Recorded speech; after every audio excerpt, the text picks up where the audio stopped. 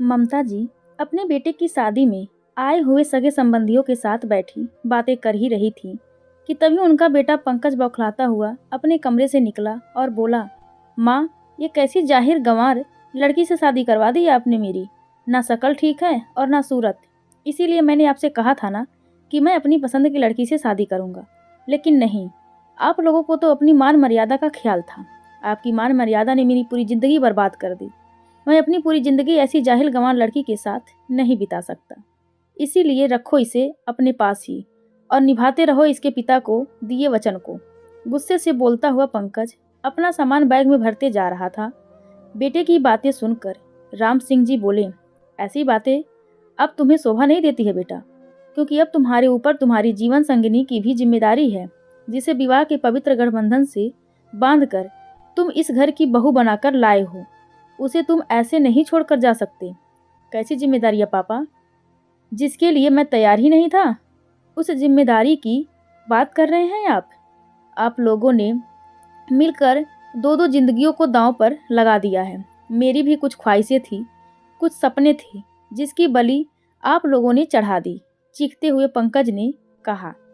तो राम सिंह जी बोले, हाँ, मैं मानता हूँ हमारी भी कई ख्वाहिशें थी, पर विश्वास करो बेटा, हमने जो किया वो बहुत सोच समझ कर किया है। हमारा विश्वास रखो। सविता से अच्छी समझदार जीवन संगनी तुझे नहीं मिलती। कितनी समझदार है पापा, तो दिख रही है मुझे। ऐसा कीजिए, आप ही उसे अपने पास रख लीजिए और उसकी समझदारी का अचार डालकर खाते रहिए। पर अब मैं यहाँ एक पल भी नहीं रुकूंगा। मैं अभी ही अपनी नौकरी पर जा रहा हूँ। कहते हुए पंकज घर से बाहर निकल गया। राम सिंह जी और ममता जी उसे रोकने की पूरी कोशिश करते रहे, पर पंकज गुस्से में उनका हाथ झटक कर कमरे से बाहर निकल गया और दरवाजे के बाहर खड़ी सविता को बिना देखे ही वहां से चला गया। सविता ये सब देखकर और सुनकर कांठ की गड़गुड़िया सी खड़ी बूत बनकर सिर्फ आंखों से अनगिनत आंसू बहाए जा रही थी। एक क्षण में ही उसकी ख्वाहिशों की अर्थी सच चुकी थी। वो ख्वाहिशें जो हर कुंवारी लड़की अपने जीवन साथी के साथ देखना चाहती है। क्या गलती थी उसकी जो उसे जीवन भर का दर्द मिल गया। यही ना कि वो अपने बाबूजी के वचन का पालन कर रही थी। अभी कुछ घंटे पहले ही तो सविता अपने पीहर की दहलीज लांघकर ससुराल की चौखट पर आई थी और कुछ ही क्षणों में उसकी जिंदगी ने नई करवटें ले ली। जिसके साथ शादी करके आई थी उसी ने उसको अपनाने से इनकार कर दिया। पता नहीं ये कैसे वचन की बेड़ियां बांध गए सविता के पिता, जिसके अंजाम के बारे में शायद ही किसी को पता हो। एक ऐसा वचन जो कई जिंदगियों को बर्बाद कर दिया। सविता दरवाजे के बाहर जिंदगी के कटु सत्य से रूबरू हो ही रही थी कि तभी बेटे के पीछे भागती हुई ममता जी उसे देखकर वहीं रुक गईं। पर फिर बेटे के मुंह में व्याकुल ममता जी बेटे के पीछे भागते हुए बोलते जा रही थी कि रुक जा पंकज, रुक जा बेटा। लेकिन जब तक बाहर गईं तब तक पंकज अपनी गाड़ी लेकर चल दिया था। अब तो ममता जी के ऊपर मानो पहाड़ टूट पड़ा हो। उन्हें समझ में नहीं आ रहा था कि वो कैसे अपनी नई नवेली बहू से नजर मिलाएंगी, जिस बहू को अभी आए हुए एक दिन भी ठीक से नहीं हुआ। उसे कैसे संभालेंगी। यही सब सोचते सोचते ममता जी वहीं बरामदे में बनी सीढ़ियों पर निढाल होकर बैठ गईं। एक तरफ बेटे का ऐसे नाराज होकर निकल जाना और दूसरी तरफ नई नवेली बहू के जीवन की चिंता। पता नहीं एक ऐसी परीक्षा की घड़ी थी जो उन्हें दो राहों पर लाकर खड़ा कर दिया था। दिमाग में ये दुविधा चल ही रही थी कि तभी हाथ में पानी का गिलास लिए सविता ममता जी के पास आकर बैठ गई और बोली, माँ, लीजिए पानी पी लीजिए और चिंता मत कीजिए, समय के साथ सब ठीक हो जाएगा। वक्त दर्द देता है तो मरहम भी वही लगाता है। मैं जानती हूँ इन सब की जिम्मेदार मैं ही हूँ। आज मुझसे यूँ शादी नहीं हुई होती तो आप लोगों का घर छोड़कर ये ऐसे नहीं जाते। मैं ही बदकिस्मत हूँ जो बचपन में मेरे जन्म होते ही मेरी माँ छोड़कर चली गई। जवानी की दहलीज पर आई तो पिताजी छोड़कर चले गए। और अब शादी हुई तो पति मुंह मोड़कर चले गए। कहते कहते सविता भावुक हो गई। ना बेटा ना, इसमें तुम्हारी कोई गलती नहीं है। ये तो ऊपर वाले का खेल है और हमने तुम्हें इस घर की बहू बनाकर कोई गलती नहीं की। ममता जी बोल ही रही थी कि तभी राम सिंह जी वहाँ आ गए और सविता के सिर पर हाथ रखकर बोले, सविता बेटा, अपना दिल छोटा मत करो। जो हुआ उसमें तुम्हारी कोई गलती नहीं है। तुमने तो वही किया जो एक बेटी को करना चाहिए और वचन से तुम ही नहीं बंधी थी बल्कि हम भी बंधे थे। बेटा, मैंने ही तो तुम्हारे पिता के अंतिम घड़ी में वचन दिया था कि मैं तुम्हारा ख्याल अपने अंतिम सांस तक निभाऊंगा, तुम्हें अपने घर की बहू बनाऊंगा। इन सब में ना तुम्हारी गलती है और ना ही पंकज की। ये सब हमारी गलती है।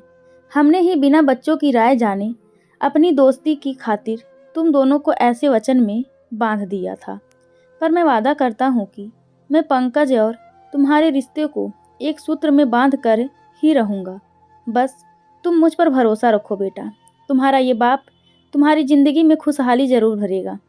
ऐसा कहकर राम सिंह जी उदास मन से अपने कमरे में चले गए और ममता जी सविता को वहीं अपने पास बैठाकर समझाने लगी। समय अपनी रफ्तार से चल रहा था। देखते ही देखते सविता राम सिंह जी और ममता जी की लाडली बन गई और अपनी अधूरी जिंदगी को अपने सास ससुर के प्यार की छवि में बिताने लगी। पर इन 4 महीनों में ना पंकज आया और ना ही उसका कोई संदेशा आया। तभी एक दिन अचानक पंकज के नाम की फ़ोन की घंटी बजी तो ममता जी ने खुशी से फ़ोन रिसीव किया और बोली, पंकज बेटा, कैसे हो तुम? जी पंकज नहीं, मैं अस्पताल से बोल रहा हूँ। वो आपके बेटे का एक्सीडेंट हो गया और अभी वो आईसीयू में भर्ती हैं, तो आप जल्दी से जल्दी मुंबई अस्पताल में आ जाइए।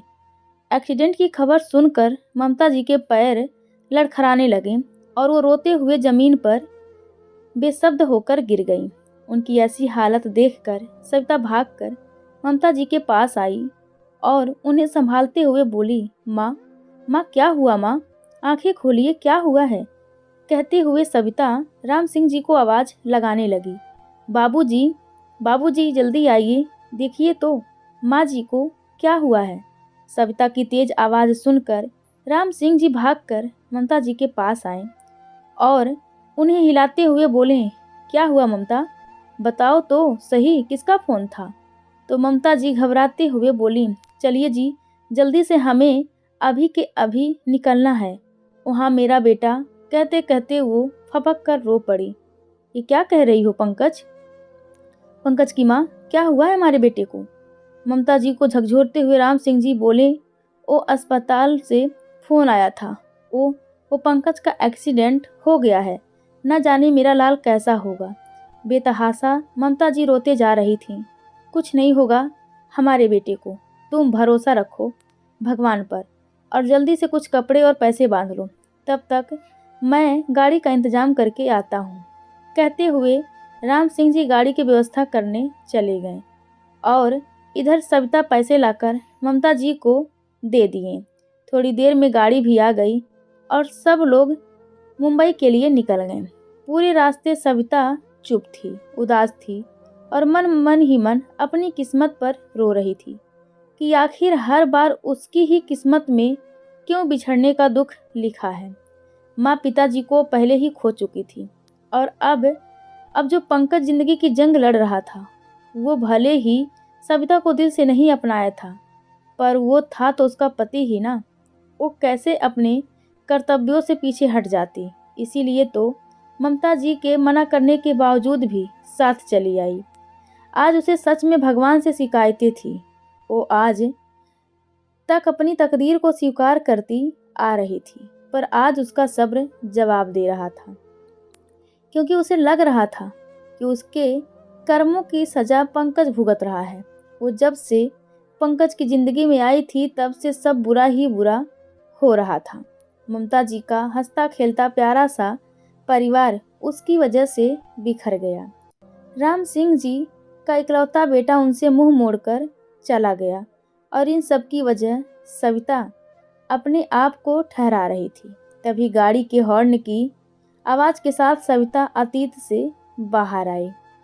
सामने देखा तो गाड़ी अस्पताल के सामने खड़ी थी।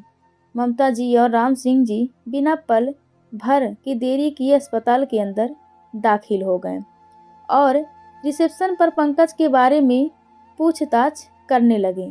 तभी वहीं बैठा पंकज का दोस्त आशीष उनके पास आया और बोला, अंकल जी, मैं पंकज का दोस्त आशीष हूँ, आप चलिए मेरे साथ। तो वो सभी आशीष के पीछे पीछे आईसीयू की तरफ चल दिए और बाहर खड़े होकर डॉक्टर का इंतजार करने लगे। उसी बीच राम सिंह जी आशीष को एक तरफ ले जाकर पंकज के एक्सीडेंट होने की जानकारी लेते हुए बोले, बेटा, ये सब कैसे हुआ? अंकल, मुझे भी कुछ ठीक से पता नहीं है, बस इतना पता है कि कल रात पंकज काफ़ी निराश था, उसका जॉब छूट गया था। फिर आशीष ने रवीना और पंकज की दोस्ती के बारे में बताते हुए कहा कि दरअसल बात यह है कि अंकल जी, रवीना और पंकज एक ही कंपनी में काम करते थे। रवीना उसकी सीनियर थी। काम के दौरान दोनों के बीच नज़दीकियाँ बढ़ने लगी थी और देखते ही देखते दोनों एक दूसरे को पसंद करने लगे थे।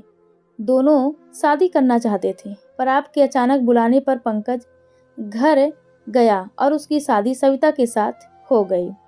आपके कस्में और वादे के चक्कर में बेचारा पंकज फंस गया और उसका असर उसके काम और उसकी ज़िंदगी पर पड़ा। शादी के बाद वो रवीना से दूरी बढ़ाने लगा और ये बात रवीना को हजम नहीं हुई और इसीलिए वो पंकज से झगड़ा करती रहती।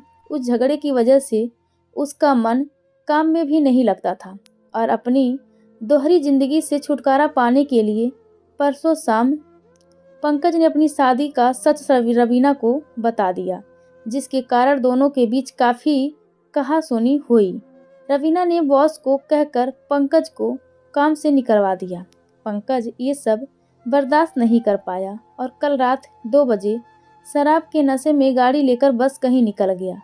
उसके बाद मुझे कुछ पता नहीं अंकल जी, बस मुझे सुबह 4 बजे अस्पताल से फ़ोन आया तो मैं भाग कर यहाँ दौड़ा चला आया और तब से डॉक्टर के बाहर निकलने का इंतज़ार कर रहा हूँ। वो नर्स बोल रही थी कि काफ़ी गंभीर चोट आई है, इसीलिए पिछले 2-3 घंटे से उसका इलाज चल रहा है। आशीष के मुंह से सच जानकर राम सिंह जी अपना सिर पकड़कर वहीं बैठ गए। ये क्या कर दिया मैंने? इतना बड़ा अपराध मुझसे कैसे हो गया है? हे भगवान, मैंने 3 जिंदगियों को दांव पर लगा दिया। काश मुझे थोड़ा सा भी आभास होता पंकज और रवीना के बारे में, तो मैं ऐसा कतई नहीं करता। हाय, इन सब में मेरा बेटा पिस गया। उसने अपनी ज़िंदगी को ही दांव पर लगा दिया। आज मेरी वजह से मेरा बच्चा ज़िंदगी और मौत की लड़ाई लड़ रहा है। कहते कहते राम सिंह जी बिलख बिलख कर रोने लगे। तभी आशीष उनके कंधे पर हाथ रखते हुए बोला, अंकल जी, ये सब ऊपर वाले की देन है।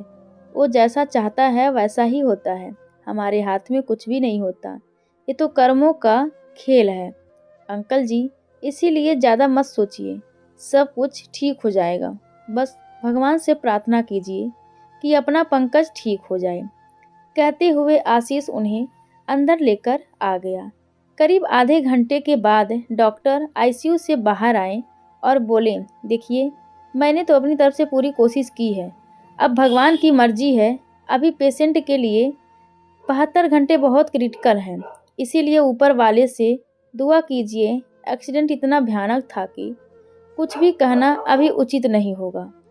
कहते हुए डॉक्टर खन्ना राम सिंह जी के कंधे पर हाथ रखकर आगे बढ़ गए। 72 घंटे सुनकर ममता जी की आंखों से आंसू बहने लगे। वहीं खड़ी सविता अंदर ही अंदर बेचैन हो रही थी। 72 घंटे काटना सभी के लिए काफ़ी कठिन था। ना कोई ठीक से खा रहा था, ना ही आराम कर रहा था। ममता जी और सविता वहीं अस्पताल के मंदिर में बैठकर भगवान के सामने अपनी अर्जी लगा रही थी। खैर, किसी तरह यह 72 घंटे बीते और उन दोनों की तपस्या का फल मिला। रात के 12 बजे पंकज को होश आया। राम सिंह जी और ममता जी भागकर पंकज से मिलने आईसीयू में गए और उन दोनों के पीछे पीछे सविता भी अपने गंभीर कदमों से दाखिल हो गई। माँ और पापा को देखकर पंकज की आंखें भर आई, लेकिन जैसे ही उसकी नज़र माँ के पीछे खड़ी सविता पर गई तो उसकी नाराजगी और नफरत भूर भरी की निगाहों से उसे कटघरे में खड़ा कर दिया। वो भावनाओं और संवेदनाओं को पढ़ना अच्छी तरह से जानती थी, क्योंकि किस्मत ने उसे आज तक यही तो दिया था। इसीलिए वो आईसीयू से बाहर निकल आई और भगवान के सामने जाकर फूट फूट कर रोने लगी। फिर आते जाते लोगों को देखकर खुद को संभाला और अपनी किस्मत की इस लड़ाई को लड़ने के लिए अपनी कमर कस ली। उसे पता था कि पंकज उसे अपने आसपास भटकने भी नहीं देगा, चाहे उसके हालात कुछ भी हों। पर सविता भी दृढ़ निश्चय से भरी होती थी। वो भी अपने कर्म से पीछे हटने वालों में से नहीं थी और अपने पत्नी धर्म निभाने में कोई कसर नहीं छोड़ना चाहती थी। इसीलिए उसने अपने आंसू पोंछे और आईसीयू में चली गई। फिर थोड़ी देर बाद सभी नर्स के कहने पर बाहर आ गए, क्योंकि पंकज की हालत ऐसी नहीं थी कि उसे सबके बीच रखा जाए। वो अभी भी अपने दर्द और जख्म से गुजर रहा था। खैर, ममता जी और राम सिंह जी को तो बस इस बात की खुशी थी कि उनका बेटा उनकी आंखों के सामने है। हाँ, तकलीफ़ों से जूझ रहा है पर होश आ गया है। इसी बात के लिए दोनों पति पत्नी भगवान को धन्यवाद दे रहे थे कि तभी नर्स ने आकर कहा कि आपको डॉक्टर खन्ना अपने केबिन में बुला रहे हैं। नर्स की बात सुनकर वो सभी डॉक्टर खन्ना के केबिन में गए, जहां डॉक्टर खन्ना पंकज की रिपोर्ट चेक कर रहे थे। जी देखिए, मैं आप लोगों को कोई भ्रम में नहीं रखना चाहता, इसीलिए यहाँ बुलाया है। आपके बेटे का एक्सीडेंट इतना भयानक था कि सिर में काफ़ी चोट आई है, पर अभी खतरे से बाहर है। एक हाथ और एक पैर में फ्रैक्चर हुआ है, तो उसे अभी ठीक होने में भी काफ़ी समय लगेगा। उसके कुछ ऑपरेशन भी किए गए हैं, तो काफ़ी दिन तक उसको उठने बैठने में दिक्कत होगी। डॉक्टर खन्ना की बातों से सभी के चेहरे पर गंभीरता की लकीर दिखने लगी, पर कर भी क्या सकते थे सिवाय भगवान से प्रार्थना करने के। खैर, 1 महीना अस्पताल में रहने के बाद डॉक्टर खन्ना ने उसे घर ले जाने की इजाज़त दे दी। पंकज घर तो आ गया था, लेकिन अभी तक वो पूरी तरह से ठीक नहीं हुआ था। इसीलिए 24 घंटे किसी न किसी को उसके पास रहना था। लेकिन पंकज सविता को अपने आसपास भी नहीं भटकने देना चाहता था। इसीलिए पंकज की जिद और वर्तमान स्थिति देखते हुए ममता जी दिल पर पत्थर रखकर अपने बेटे की बात मान ली और सविता को समझाते हुए उससे दूर रहने के लिए बोल दिया और खुद ही अपने बेटे का ध्यान रखने लगी। पर एक रात अचानक राम सिंह जी की तबीयत खराब हो गई। उनका बीपी और शुगर काफ़ी हो गया। शायद पंकज की हालत को देखकर वे चिंतित रहने लगे और इसी वजह से अचानक उनकी तबीयत खराब हो गई। एक तरफ पति और दूसरी तरफ बेटे की हालत देखकर ममता जी काफ़ी परेशान हो गई। इसीलिए उन्होंने सविता से कहा, सविता बेटी, मैं जानती हूँ अब तक तुम्हारे ऊपर क्या कुछ नहीं गुजरा। मैं चाह कर भी तुम्हारे जीवन में खुशियों के रंग नहीं भर सकती। मुझे माफ़ कर दे बेटा, पर अब जो तुम्हारे साथ होने वाला है वो शायद और भी बुरा हो, क्योंकि अब से तुम्हें ही पंकज की देखभाल करनी है। उस दौरान तुम्हें बहुत कुछ सुनना और सहना भी पड़ेगा। पंकज तुम्हें अपने पास देखेगा तो तुम्हें भला बुरा कहेगा, पर बेटा सह लेना इस पवित्र रिश्ते की खातिर। देखना, एक दिन पंकज का दिल भी पिघलेगा और वो तुम्हें अपना ही लेगा। कहते कहते ममता जी की आंखें भर आई। प्लीज़ माँ, ऐसा मत बोलिए। आपने तो पूरी कोशिश की हमारे रिश्ते को ठीक करने की, पर शायद मेरी ही किस्मत में इस रिश्ते का सुख ना लिखा हो। तभी तो वे मुझसे इतनी नफरत करते हैं कि मुझे अपने आसपास देखना भी पसंद नहीं करते। कहते कहते सविता की आंखों में आंसू तैरने लगे। ना मेरी बच्ची, ऐसा नहीं कहते। भगवान के घर देर है, अंधेर नहीं। भरोसा रख ऊपर वाले पर, सब ठीक होगा बेटा। फिर मन में एक आशा की उम्मीद लिए ममता जी सविता से बोली कि आज से तू ही पंकज के कमरे में सोएगी, क्योंकि मुझे तेरे पापा जी को भी देखना है। पर माँ, यूँ तो मुझे तू चिंता मत कर बेटी, मैं पंकज को समझा दूंगी। अच्छा ये ले पानी, और पंकज को दवा दे दे। उसके दवा खाने का समय हो रहा है। और रात को सोने से पहले थोड़ी एक्सरसाइज करता करवा देना हाथों का, जैसे अस्पताल में नर्सों ने बताया था। ठीक है? ठीक है सविता बेटी, अब मैं जरा तेरे पापा जी को भी देख लूं। ऐसा कहकर ममता जी तो अपने कमरे में चली गईं। पर सविता अभी भी असमंजस में डूबी थी। उसे समझ में नहीं आ रहा था कि वो पंकज के सामने जाए तो जाए कैसे। वो तो नफरत करता है उससे। वो तो एक पल भी उसे अपने आसपास नहीं भटकने देगा।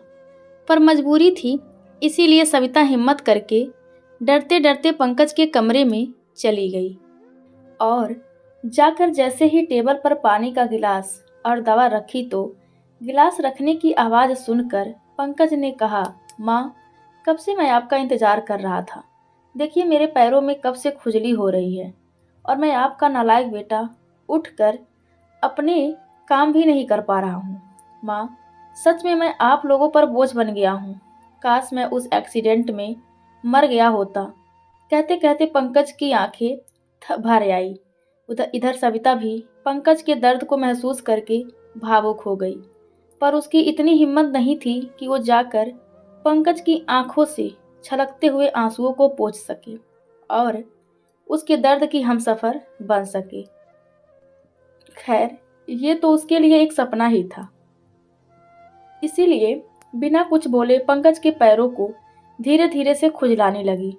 जैसे ही सविता का हाथ पंकज के पैरों पर लगा, वैसे ही उसे अजनबी एहसास समझ आ गया और वो चीखते हुए बोला, दूर हो जाओ मेरी नज़रों से। मैं मर जाना पसंद करूँगा, पर तुम्हें अपनी नज़रों के सामने देखना कतई भी पसंद नहीं करूँगा। निकल जाओ अभी, इसी वक्त मेरे कमरे से।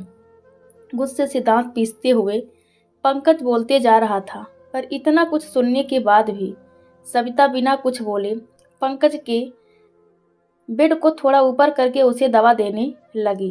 पर पंकज नफरत भरी निगाहों से सिर फेर कर उसे बार बार भला बुरा सुनाता रहा। पर सविता उसके तानों को अपने सर माथे लगाकर पंकज को जबरदस्ती दवाई दे दिया और पंकज के ना चाहते हुए भी उसके हाथ और पैर का एक्सरसाइज करवाने लगी। अब तो हर दिन यही सिलसिला चल रहा था। पंकज सविता को खरी खोटी सुनाता और सविता उसे सर माथे लगाकर अपने कर्तव्य का निर्वाह करती। उधर ममता जी इस उम्मीद में आंखें टिकाए बैठी थी कि आज नहीं तो कल पंकज और सविता के बीच की दूरियां दूर हो जाएंगी, और शायद इसीलिए जानबूझकर सविता को भेजती थी। पर ऐसा अब तक कुछ नहीं हो रहा था।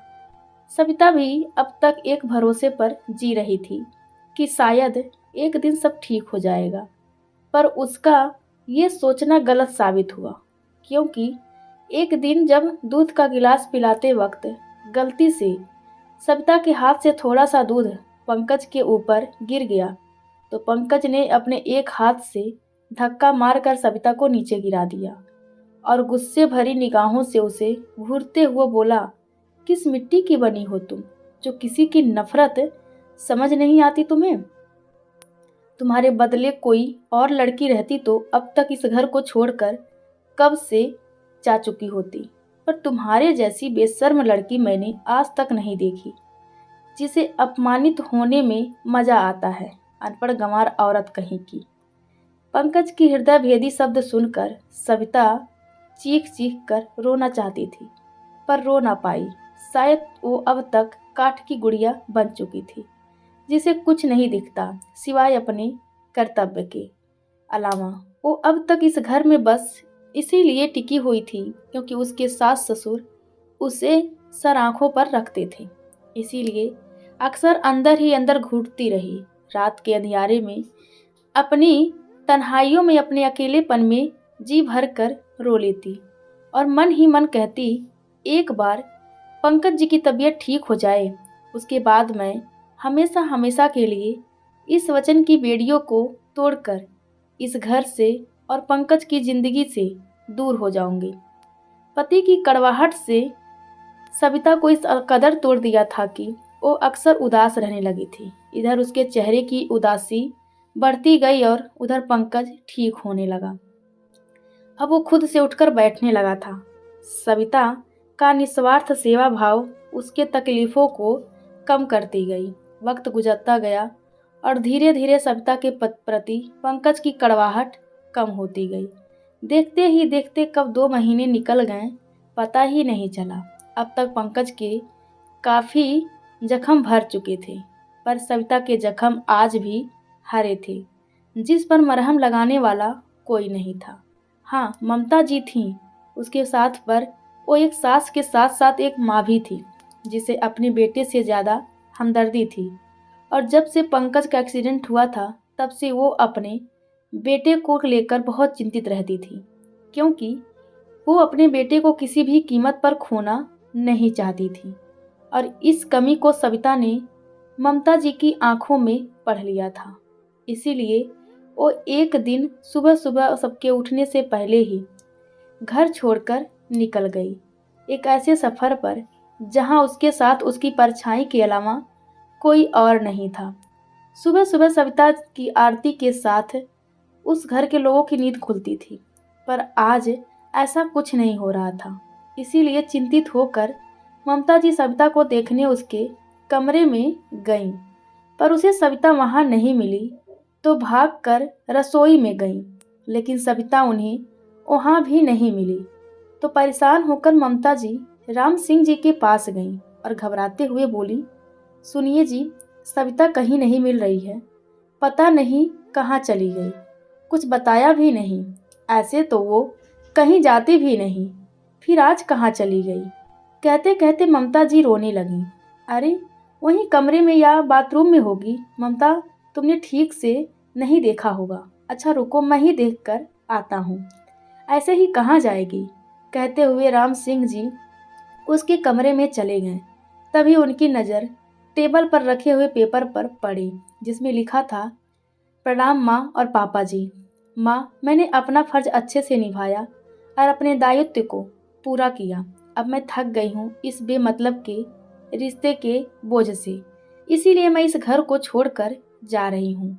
आप लोगों ने जो रिश्ते बांधे थे वो कभी मेरे थे ही नहीं, इसीलिए इस वचन की बेड़ियों को तोड़ देना ही अच्छा है। मुझे माफ़ कर दीजिएगा माँ और पिताजी। खत पढ़ते पढ़ते राम सिंह जी की आंखें भर आई। तभी ममता जी भी वहाँ आ गई। क्या हुआ जी, क्या लिखा है इसमें? ममता हमारी सविता बिटिया हमें छोड़कर और इस रिश्ते को तोड़कर हमेशा हमेशा के लिए जा चुकी है। हमने अपनी बेटी को खो दिया, ममता कहते हुए राम सिंह जी वहीं अपना सर पकड़कर बैठ गए।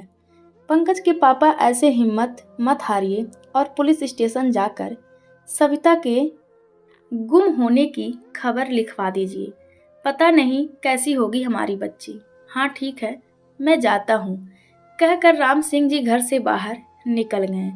तो ममता जी पंकज का नाश्ता बनाकर उसके कमरे में ले गईं और खिड़की का पर्दा हटाते हुए बोली, उठ बेटा पंकज, चल जल्दी से ब्रश कर ले और नाश्ता कर। जी माँ, कहते हुए पंकज धीरे से उठा और बोला, माँ, आज सुबह सुबह आप और आपकी। कहते कहते वो चुप हो गया, पर ममता जी समझ गई कि पंकज सविता की बात कर रहा है, इसीलिए उसे कुर्सी पर बैठाते हुए बोली, वो अब कभी नहीं आएगी तेरे कमरे में बेटा, क्योंकि वो हमेशा हमेशा के लिए इस घर को छोड़कर जा चुकी है और रुकती भी किसके लिए। इतना कहकर ममता जी चुप हो गईं।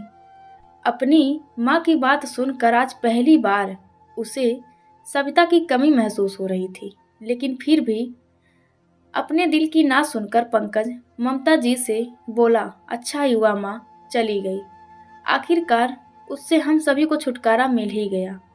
खैर छोड़िए माँ, जल्दी से मुझे नाश्ता दीजिए।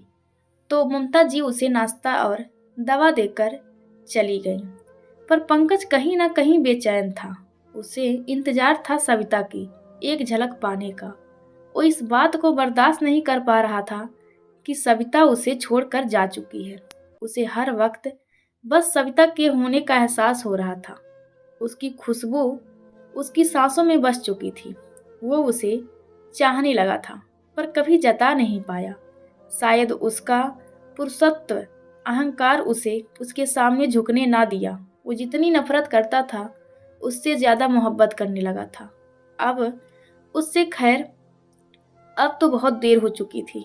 काश वक्त रहते उसे सविता के होने का एहसास हो जाता। काश वो उसके बलिदान के लिए दो मीठे बोल पाता, तो आज सविता उसके पास होती।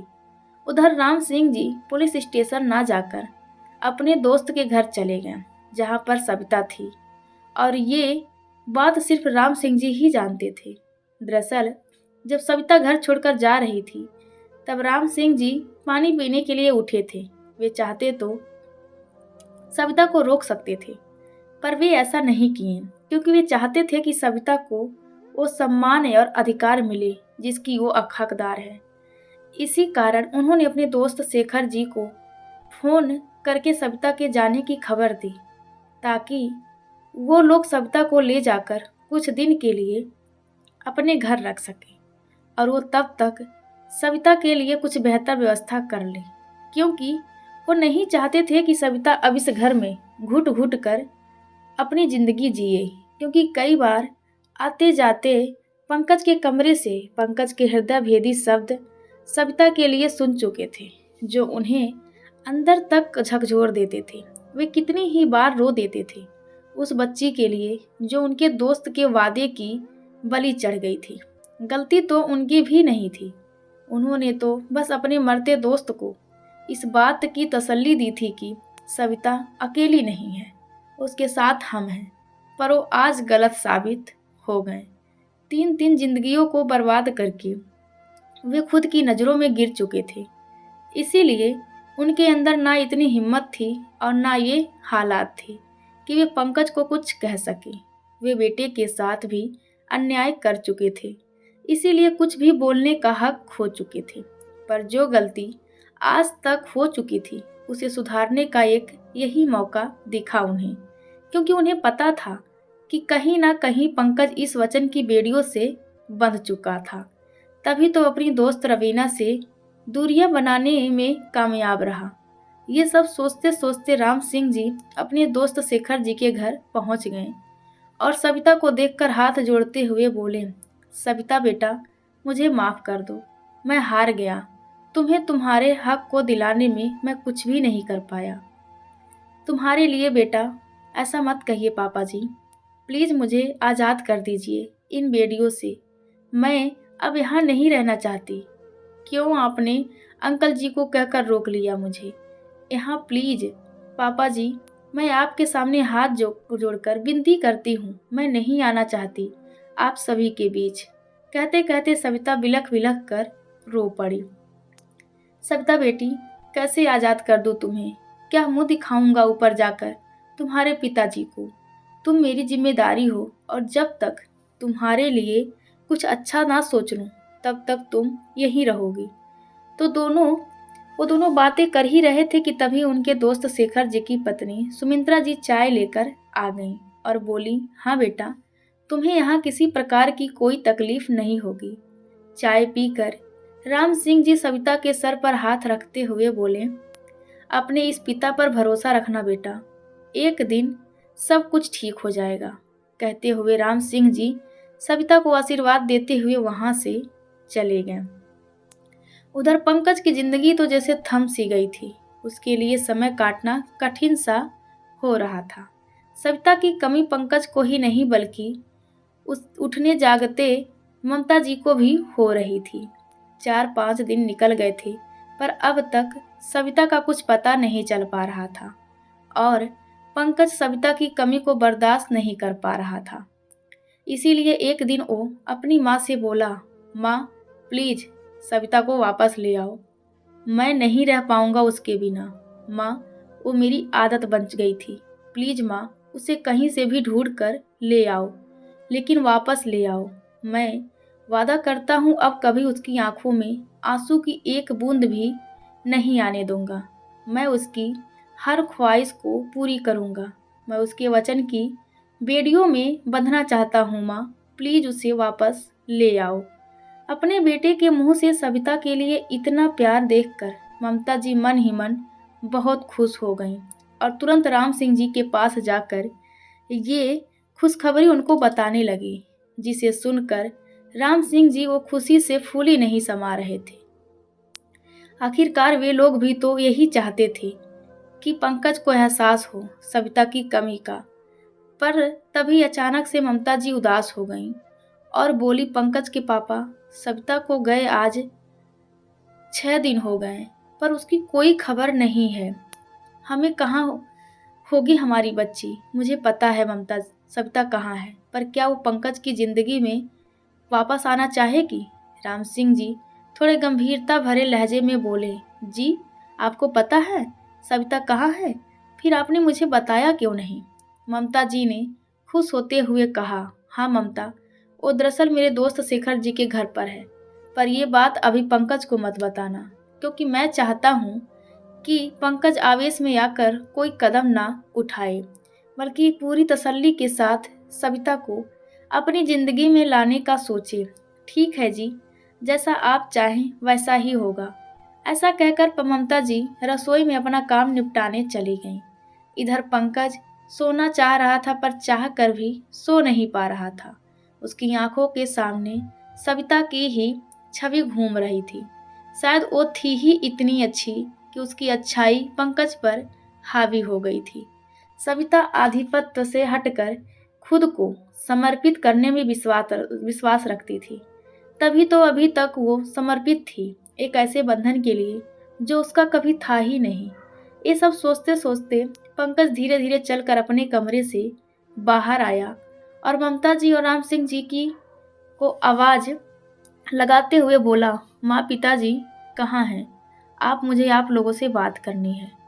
पंकज की आवाज़ सुनकर राम सिंह जी और ममता जी जल्दी से बाहर आए और पंकज को सोफे पर बैठाते हुए बोले, हमें बुला लेते बेटा, तुम उठकर बाहर क्यों आए? अभी तो तुम अच्छे से ठीक भी नहीं हुई। मैं ठीक हूँ पापा, और मुझे अभी के अभी सविता को ढूंढने जाना है। आप लोग ऐसे कैसे आराम से बैठ सकते हैं, जबकि आपकी बहू कितने दिनों से गायब है? मुझे अभी उसे ढूंढने जाना है। मुझे सविता को वापस अपनी जिंदगी में लाना है। पंकज की बातों से सविता के लिए बेचैनी देखकर अब तक राम सिंह जी को पूरा विश्वास हो गया था कि पंकज सच में सविता को अपनी जिंदगी का हिस्सा बनाना चाहता है। इसीलिए वे पंकज को भरोसा दिलाते हुए बोले, तुम चिंता मत करो बेटा, मैंने पुलिस में रिपोर्ट लिखवा दी है। वो लोग अपनी तरफ से पूरी कोशिश कर रहे हैं सविता को ढूंढने की, और देखना वो जल्द से जल्द मिल जाएगी।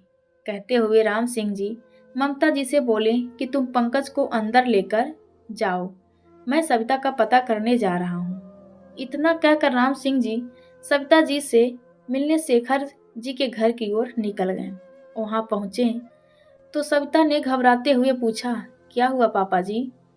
इतनी रात गए, सब ठीक तो है ना? हाँ बेटा, सब ठीक है, बस तुम्हें अपने घर वापस ले जाने आया हूँ। चलो बेटा, घर वापस चलो, सब तुम्हारा इंतजार कर रहे हैं। पंकज तुमसे बेहद प्यार करता है, वो मर जाएगा तुम्हारे बिना। नहीं पापा जी, अब मैं वापस नहीं जाऊंगी। किस रिश्ते से जाऊं? बेटी के रिश्ते से या बहू के रिश्ते से? मैं थक गई हूँ पापा जी, इन रिश्तों के बोझ से मैं अब और अपमानित नहीं होना चाहती। कहते कहते सविता फूट फूट कर रोने लगी। सविता मत रो बेटी, 6 महीने से रोते ही तो आई है।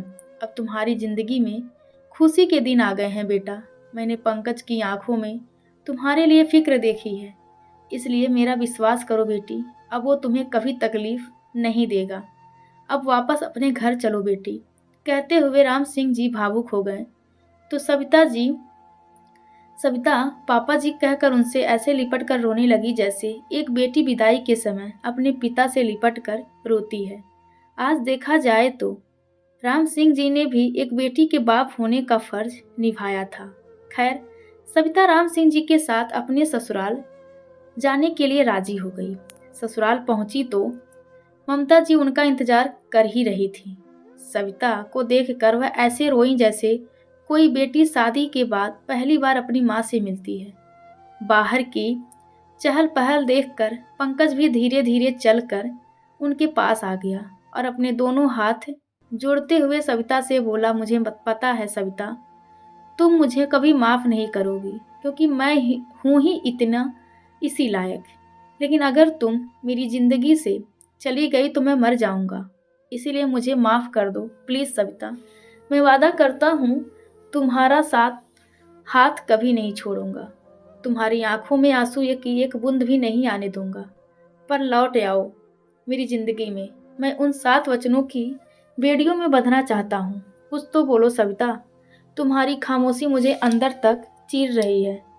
कह दो आज जो भी कहना है, पर ऐसे खामोश मत रहो, नहीं सहन होती तुम्हारी ये खामोशी।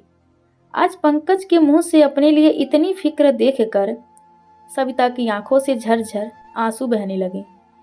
तभी पास खड़े राम सिंह जी और ममता जी ने दोनों को अपने सीने से लगा लिया और बोले, बस करो बेटा, बहुत रो लिए, अभी भी देर नहीं हुई है, आगे की जिंदगी खुशी खुशी से बिताओ।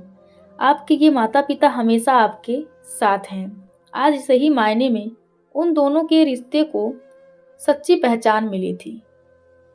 तो दोस्तों, आप सबको यह कहानी कैसी लगी कृपया कमेंट करके ज़रूर